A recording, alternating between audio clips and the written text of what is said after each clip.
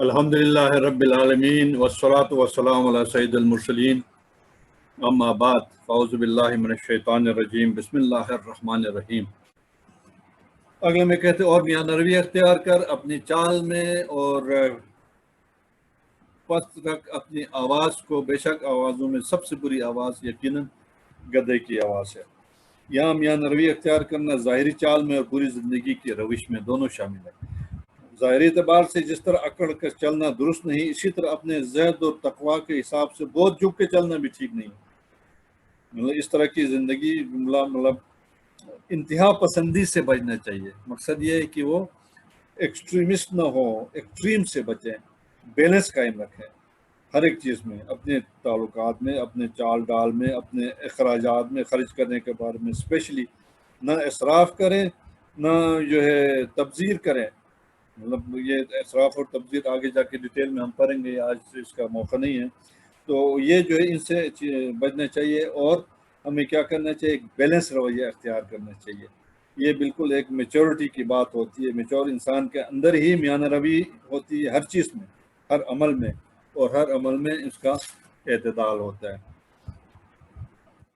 یہ اگلا اس کا لاسٹ پوائنٹ ہے، بحث کے دوران آواز پست کرنا، بحث کے دوران آواز کو پست رکھنا اور دلیل کے مقابلے میں بلند آواز کے ذریعے غالب آنے کی کوشش نہ کرنا۔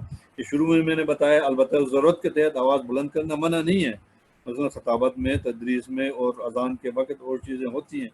حق کی دعوت دیتے وقت بحث کے دوران کوئی شخص محسوس کرے کہ وہ دلیل میں کمزور پڑ رہا ہے، آرگومنٹ اس کے پاس ختم ہو گئے، تو اپنی آواز اونچی کر کے دوسروں پہ غالب ہونا چاہے، تو یہ امر پسندیدہ نہیں ہے۔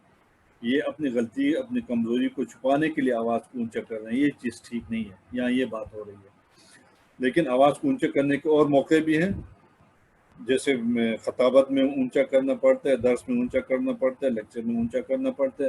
میں آپ کو یہاں پہ ایک حدیث سنا دوں حضور کی سیرت کے بارے میں۔ ایک واقعہ یہ ہے کہ حضور کے خطبے کے دوران کیفیت ایسی ہوتی تھی کہ آپ کی آنکھیں سرخ ہو جاتی تھیں، آپ کی آواز بلند ہو جاتی تھی، آپ جوش اور غضب کی کیفیت میں آتے تھے جب خطبہ دیتے تھے، اور ایسی کیفیت ہوتی تھی جیسے کہ خبردار کر رہے ہوں کہ کسی لشکر کے بارے میں، وہ صبح تم پہ حملہ آور ہونا چاہتا ہے، شام کو تم پہ حملہ آور ہوا چاہتا ہے۔ یہ کیفیت ہوتی تھی حضور کی۔ ایک تو ہوتا ہے نا درس یا لیکچر، وہ دھیما ہوتا ہے، ایک خطابت ہوتی ہے، وہ جوش سے ہوتا ہے۔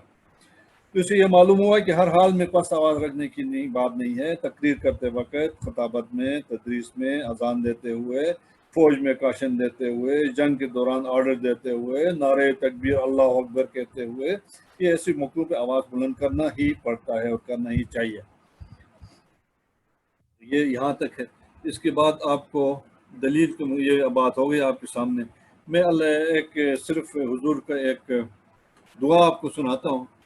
حضرت محمد صلی اللہ علیہ وسلم کیسے اپنے عاجزی کو ظاہر کرتے تھے اللہ کے سامنے۔ ان کا رتبہ دیکھیں اور ان کی دعا دیکھیں، جس سے کیسے عاجزی ظاہر ہوتی ہے۔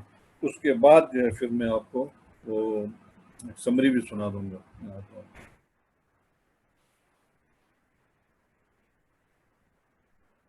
ایسی ایسی مثالیں ملتی ہیں۔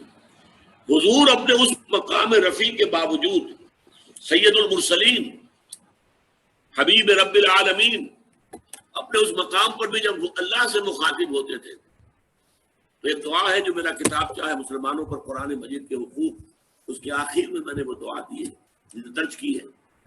اللہم انی عبدک، اے اللہ میں تیرا بندہ ہوں، وابن عبدک، میرا باپ بھی تیرا ایک غلام تھا، وابن امتک، میری ماں بھی تیری ایک ادنا کنیز تھی، فی قبضتک، میں تیرے قبضہ قدرت میں ہوں،